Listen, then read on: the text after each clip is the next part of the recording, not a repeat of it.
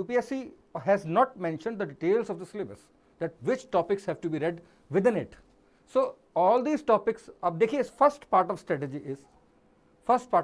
is you have to understand, ध्यान से सुनना है इस बात को, बहुत ध्यान से सुनना है. See, sometimes we only look at Indian polity. I will take an example of suppose अगर बात कर रहे हैं हम फ्रीडम स्ट्रगल की, चलो लेते हैं बात एक मिनट के लिए. When we talk of freedom struggle, then you always look for 1857 to 1947. ठीक है ना?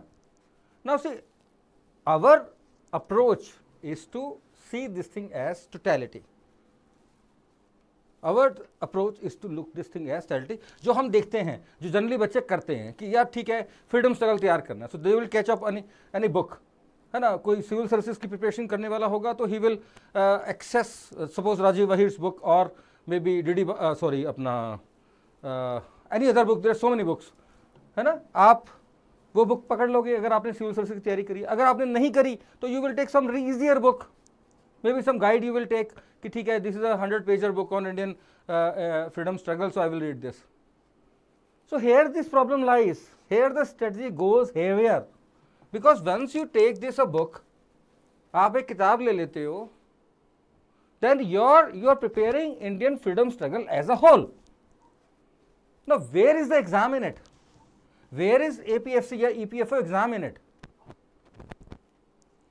Where is EPFO exam in it? The same you will read for SSC, same you will read for CDS, then what is the difference? That means there is no difference. क्यों fail होते हैं बच्चे? Because they never think about this thing, that अगर Indian polity, Indian freedom struggle में कर रहा हूँ and I am reading any X book, you read this book as a whole. You don't read this book from the strategy point of view.